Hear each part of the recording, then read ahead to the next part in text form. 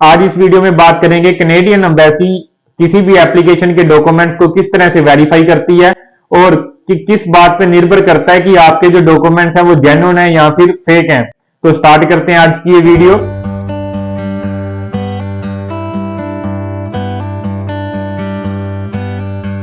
Hello everyone, hope you are fine. This is Jaspreet Deol from Aware Visa Immigration. सबसे पहले बात करेंगे कि कनाडा की जो एम्बेसी है वो डॉक्यूमेंट्स को किस तरह से वेरीफाई करती है।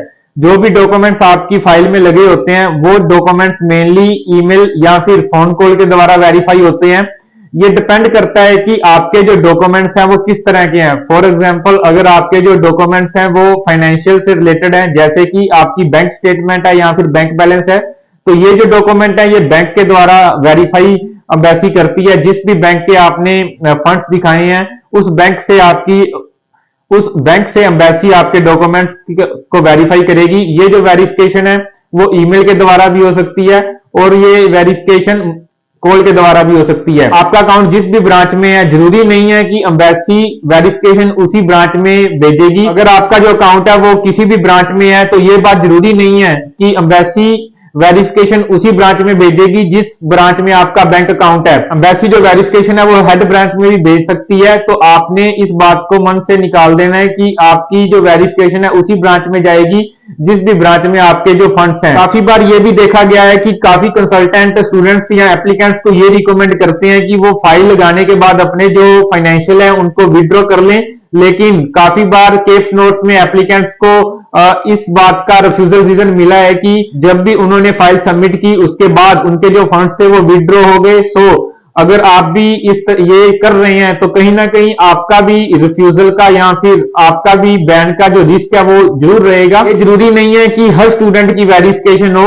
हर स्टूडेंट की वेरिफिकेशन नहीं होती, लेकिन कई एप्लीकेशंस ऐसी हैं जिस केस में वीजा ऑफिसर वेरीफाई करते हैं और वेरिफिकेशन भी करते हैं। तो ये चीज आपके लक पे डिपेंड करती है कि आपकी एप्लीकेशन के फंड्स की वेरिफिकेशन जाती है या फिर नहीं जाती। काफी बार ये भी देखा गया कि कंसल्टेंट अपनी तरफ से फेक फंड्स हैं वो फाइल में सबमिट कर देते हैं और काफी स्टूडेंट्स को इस बात के कारण 5 इयर्स का बैन भी देखना पड़ा है। जो कंसल्टेंट फेक फंड्स यूज कर रहे हैं उसके पीछे यही रीजन है कि पहले कई स्टूडेंट्स के उन्होंने इस तरह से फंड्स लगाए, लेकिन उन स्टूडेंट्स की वेरिफिकेशन नहीं आई और उनका सक्सेसफुली वीजा आ गया। लेकिन अब एम्बेसी ने वेरिफिकेशन करनी शुरू कर दी और काफी स्टूडेंट्स को बैन का सामना करना पड़ा। ये जो वेरिफिकेशन है अभी भी सब एप्लीकेंट्स की नहीं हो रही, रैंडमली हो रही है, लेकिन जिनकी वेरिफिकेशन होती है और उनके जो फंड्स हैं वो जो फाइल में लगे होते हैं वो अवेलेबल नहीं होते, तो उसके कारण उनको रिफ्यूजल या बैन का सामना करना पड़ता है। सेम इसी तरह बाकी जो डॉक्यूमेंट्स हैं उनकी वेरिफिकेशन डिपेंड करती है। फॉर एग्जांपल, अगर आपने इनकम टैक्स रिटर्न लगाई है तो उनकी वेरिफिकेशन इनकम टैक्स डिपार्टमेंट से होती है। जो आपके एजुकेशनल डॉक्स हैं वो आपने किस यूनिवर्सिटी या किस बोर्ड से किए, उस बोर्ड और उस यूनिवर्सिटी के द्वारा ही एम्बेसी आपके डॉक्यूमेंट्स को वेरीफाई करती है। इसके अलावा जो आपका मेडिकल है वो हॉस्पिटल के द्वारा वेरीफाई किया जाता है। जो आपका आइल्स का स्कोर है वो एम्बेसी डायरेक्ट ब्रिटिश काउंसिल और आईडीपी के द्वारा आपके जो स्कोर को वेरीफाई करती है। जो आपका लेटर ऑफ एक्सेप्टेंस लगा होता है वो आपके इंस्टीट्यूट के द्वारा एम्बेसी वेरीफाई करती है। इसके अलावा एम्बेसी आपकी फीस रिसिप्ट इंस्टीट्यूट के द्वारा वेरीफाई करती है और जीआईसी आपका उस बैंक के द्वारा वेरीफाई होता है जिस बैंक में आपका जीआईसी अकाउंट होता है।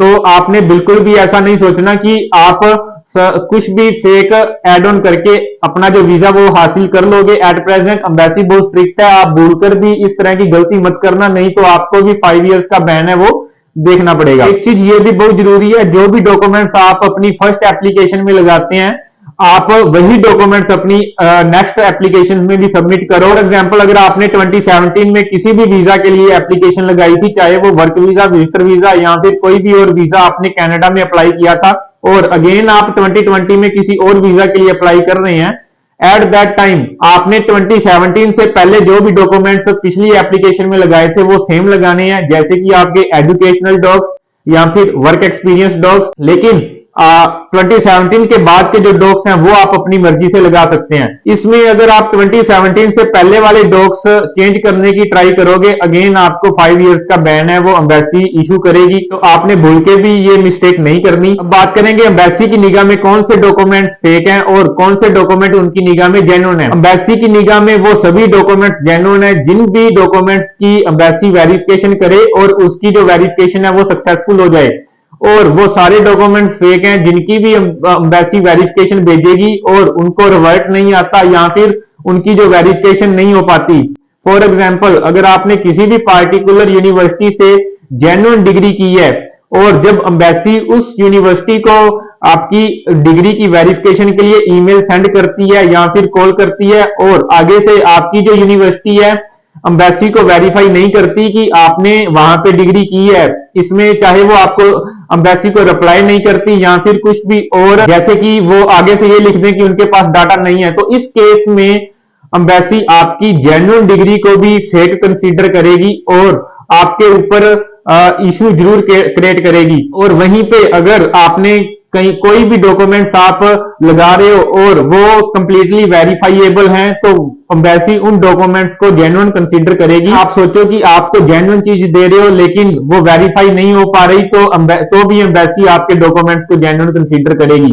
इस बात का आपने जरूर ध्यान रखना है। जो भी डॉक्यूमेंट्स आप अटैच कर रहे हो वो वेरीफाइएबल होना चाहिए। जहां से भी आपका डॉक्यूमेंट्स बन रहा है वहां पे अगर वेरिफिकेशन जाती है तो उसकी वेरिफिकेशन जरूर होनी चाहिए।